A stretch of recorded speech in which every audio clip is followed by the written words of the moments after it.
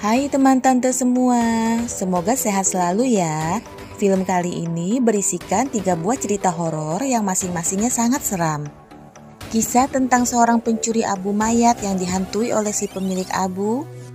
Kisah tentang arwah gadis muda yang gak bisa move on dari selingkuhannya. Dan kisah tentang seorang dukun ahli mengutuk yang bertemu dengan arwah seorang gadis yang meninggal karena dibunuh oleh anak si dukun itu sendiri. Yuk kita saksikan bersama ketiga cerita seram ini. Dan buat yang belum subscribe, jangan lupa di subscribe dan di like juga videonya ya. Terima kasih. Tampak seorang pria bernama Kwan yang sedang bersiap untuk berangkat kerja. Namun di tengah jalan dia menonton evakuasi sebuah kecelakaan sehingga membuatnya telat. Begitu sampai, Kwan yang bekerja sebagai buruh bangunan langsung dimarahi oleh supervisornya karena telat.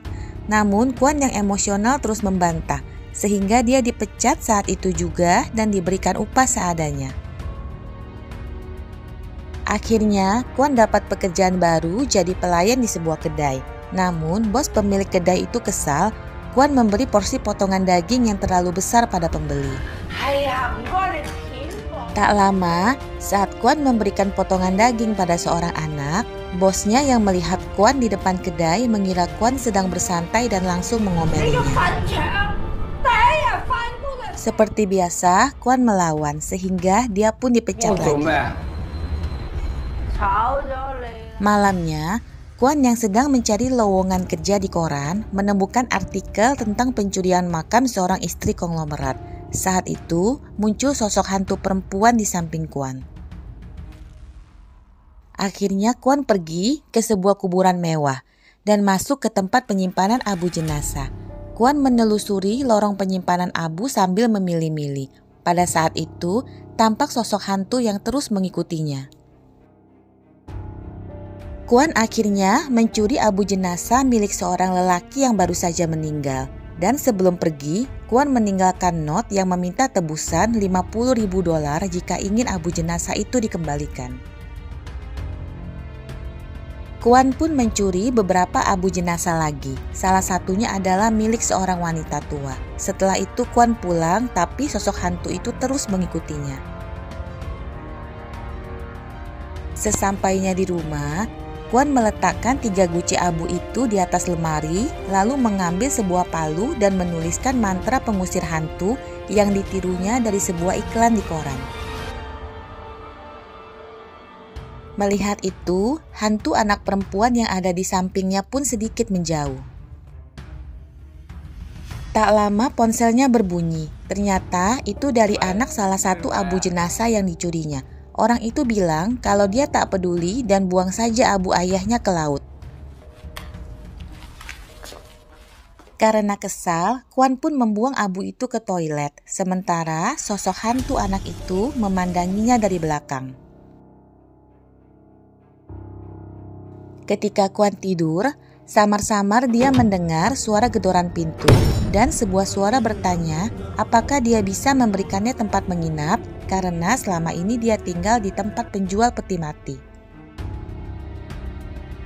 Kwan pun langsung kaget dan segera mengambil palunya, lalu bilang kalau dia sendiri menyelinap tinggal di tempat itu diam-diam. Bagaimana dia bisa membiarkannya menginap? Karena gedoran di pintu tak mau berhenti, Kwan pun memukulkan palunya ke pintu. Kemudian mengintip lewat kaca di bagian atas pintu dan Kwan segera melemparkan palunya ke kaca di atas pintu sehingga membuat hantu-hantu yang berkumpul di depan kamarnya pergi. Tak lama ponselnya berbunyi dan sebuah suara berkata akan menebus abu jenazah keluarganya. Esok malamnya, Kwan bertemu dengan orang itu di sebuah kedai dan menukar gucinya dengan uang. Saat Kwan sedang menghitung uang, orang itu memotret Kwan dan menghilang. Ketika Kwan melihat ke lantai bawah, dia melihat orang itu dan seketika menyadari itu adalah hantu si pemilik abu itu sendiri. Hantu itu adalah orang yang mengalami kecelakaan yang dilihat Kwan pada saat berangkat kerja di awal cerita. Sang istri yang sangat sedih atas kematian suaminya terus meminta suaminya agar menghubunginya dan memasukkan ponselnya ke dalam guci abu suaminya. Akhirnya, hantu itu menghubungi istrinya dalam mimpi dan bilang kalau dia sangat merindukannya dan datanglah ke makamnya. Sementara itu, Kwon yang sampai di rumah kaget melihat yang ada di amplop itu adalah uang mainan. Dia pun membakar uang itu. Namun, apinya semakin besar dan serpihannya terbang jatuh di tumpukan petasan yang ada di kamar Kwon. Api berkobar dengan cepat membakar seluruh kamar dan juga Kwon. Akhirnya, Kwon tewas terbakar malam itu.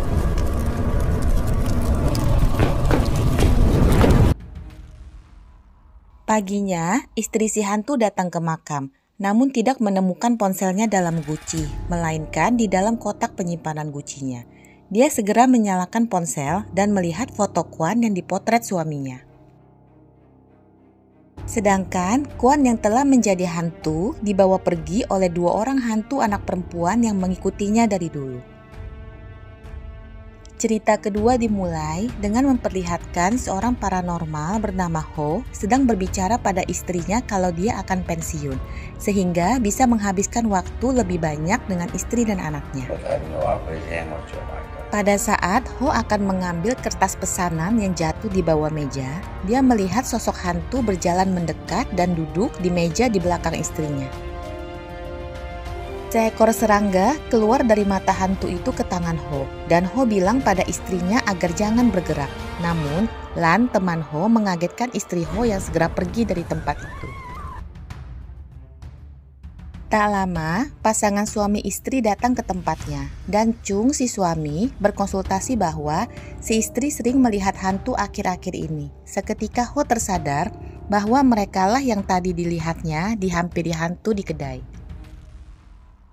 Ho pun bertanya apakah mereka akhir-akhir ini ada pergi ke pantai atau ke daerah yang dekat laut karena Ho mencium bau air laut sejak mereka masuk ke tempatnya. Chung bilang kalau dia adalah pelatih tim renang SMA dan baru saja mengajar kelas berenang pagi tadi. Istrinya juga bilang kalau akhir-akhir ini dia sering mencium bau air laut bercampur bau busuk. Namun karena Ho akan pensiun, dia pun menawarkan kasus ini pada Lan yang dengan senang hati menerimanya. Saat kembali ke tempatnya, seorang gadis SMA telah menunggu di dalam. Ho melihat jarum yin-yang-nya berputar dan tahu ada sesuatu yang aneh. Gadis itu bilang kalau dia adalah tim renang dan ingin tahu masa depan hubungannya dengan pacarnya. Ho melihat tangan kiri gadis itu selalu mengepal dan meminta melihatnya. Namun gadis itu tak mau. Dan mendadak Ho tersadar bahwa gadis itu adalah hantu. Gadis itu bilang kalau nama pacarnya adalah Chung dan namanya adalah Chen. Setelah itu dia pun pergi. Lan yang sedang melayani Chung melihat gadis itu mual-mual di depan tempatnya dan menghampirinya. Pada saat itu, Chung izin pamit padanya, dan ketika Lan berbalik, gadis itu sudah tidak ada. Ho memanggilnya dan bilang bahwa gadis itu adalah hantu. Mereka pun menarik kesimpulan bahwa kematian gadis itu mungkin ada hubungannya dengan Chung. Tak lama, Lan mendatangi Ho dan bilang dia sudah memeriksa bahwa seragam sekolah yang dikenakan hantu gadis itu adalah seragam di sekolah tempat Chung mengajar. Lan juga berhasil mendapat info dari internet bahwa kemarin malam polisi menemukan mayat seorang gadis berusia antara 16 sampai 18 tahun berseragam sekolah di pelabuhan yang telah membusuk dengan kedua mata hilang dimakan ikan. Lan sudah melihat fotonya di Facebook yang memang adalah hantu gadis itu. Lan juga memberi info bahwa gadis itu tengah hamil 3 bulan. Mereka pun menarik kesimpulan bahwa mungkin gadis itu ingin menjahati bayi di perut istri Chung. Lan segera menghubungi Chung untuk menanyakan alamat rumahnya dan mengkonfirmasi kebenaran berita bahwa gadis yang ditemukan tewas tenggelam adalah siswi di sekolah tempat Chung mengajar. Chung pun mengiyakan. Rupanya, memang Chung dulu berselingkuh dengan gadis itu. Sementara itu, istri Chung yang sedang sendirian di rumah menemukan jejak kaki kotor di ruang tamu dan berniat membersihkannya. Mendadak pintu kulkas membuka sendiri. Dia pun menutupnya. Pintu kamar menyusul terbuka, dan ketika dia menutupnya, mendadak pintu kamar mandinya membuka dan ada hantu gadis itu di dalam. Dia pun ketakutan dan mencoba keluar rumah, namun pintu terkunci. Sedangkan hantu gadis itu semakin mendekatinya. Dan ketika pintu berhasil dibuka, sementara itu Chung bergegas pulang karena sedari pagi tidak bisa menghubungi istrinya. Disusul oleh Ho dan Lan, namun pintu rumah dikunci dari dalam. Ho langsung to the point bertanya pada Chung, apakah benar dia selingkuh dan menghamili seorang siswi, lalu mencampakkannya sehingga siswi itu bunuh diri? Chung pun mengiyakan. Ho lanjut berkata bahwa saat dia melihat hantu gadis itu, tangan kirinya selalu mengepal. Apakah Chung tahu sesuatu tentang itu? Namun Chung menggeleng. Ho lalu mengetuk pintu dan berkata pada hantu gadis itu bahwa dia ke situ ingin mengambil CD lagu milik anaknya yang terbawa oleh Chung. CD lagu itu sangat penting untuknya.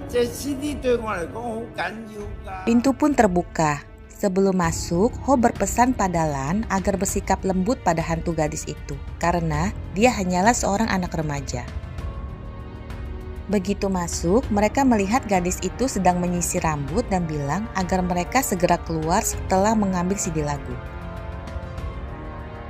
Lan memeriksa kondisi istri Chung, sementara Ho membujuk gadis itu.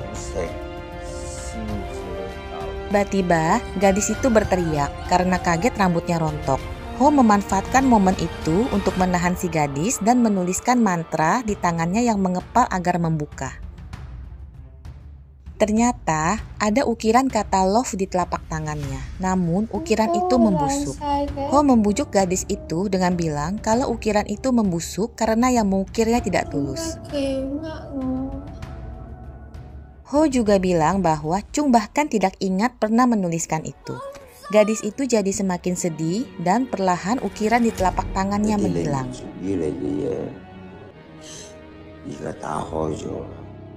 Lan juga menghiburnya dengan bilang dia dulu juga pernah dicampakkan sampai merasa mau mati.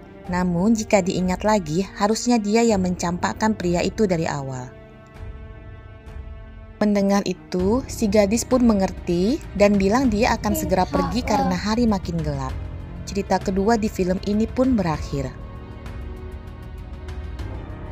Cerita ketiga dimulai memperlihatkan seorang wanita yang meminta dukun bernama Chu untuk mengutuk menantu perempuan dan juga perempuan simpanan suaminya.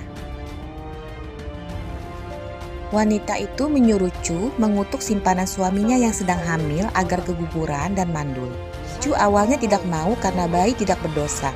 Namun karena ditawarkan pembayaran double, Chu pun bersedia. Saat Chu akan menutup lapaknya, seorang gadis muda muncul. Chu bilang agar datang lagi besok karena dia sudah tutup. Namun, begitu melihat kaki gadis itu yang hanya memakai sebelah sepatu, Chu pun setuju. Gadis itu bilang dia ingin mengutuk 3 orang pria dan 1 wanita. Saat Chu akan memulai memukul simbol, gadis itu bilang dia yang akan memukulnya sendiri. Gadis itu memukul berulang-ulang sambil menangis. Tak lama, Chu mengambilkan pasangan sepatu gadis itu yang disimpannya dan menyuruhnya untuk bereinkarnasi, lalu melupakan semua yang telah terjadi. Rupanya, Chu mengenal gadis itu dan tahu dia adalah hantu. Namun, gadis itu malah menggunakan sepatu itu untuk memukul simbol.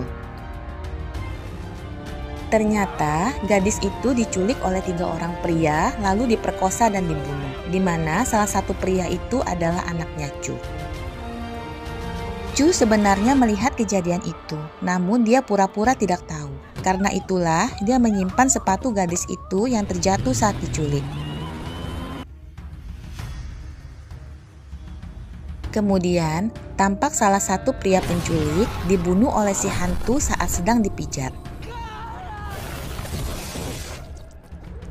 Tak lama, penculik satunya pun dibunuh dengan dirasuki agar melompat dari sebuah gedung.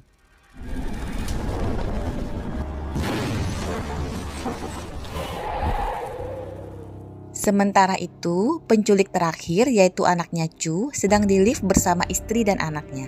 Tiba-tiba, tampak sebuah tangan pucat merangkul bahu anak dan istrinya. Ketika lift berhenti, pria itu keluar, namun istri dan anaknya tertahan di dalam lift tanpa disadari olehnya. Karena fokus menerima telepon dari Chu yang menyuruhnya agar jangan keluar gedung. Tiba-tiba terjadi kecelakaan di flyover depan lokasi pria itu dan sebuah patahan besi melayang jatuh dan menusuknya. Akhirnya, Chu juga ditabrak oleh sebuah mobil. Chu melihat anaknya yang tertusuk patahan besi itu dan memohon agar hantu itu membiarkan anaknya hidup dan dipenjara seumur hidupnya. Chu bersedia mati sebagai ganti nyawa anaknya.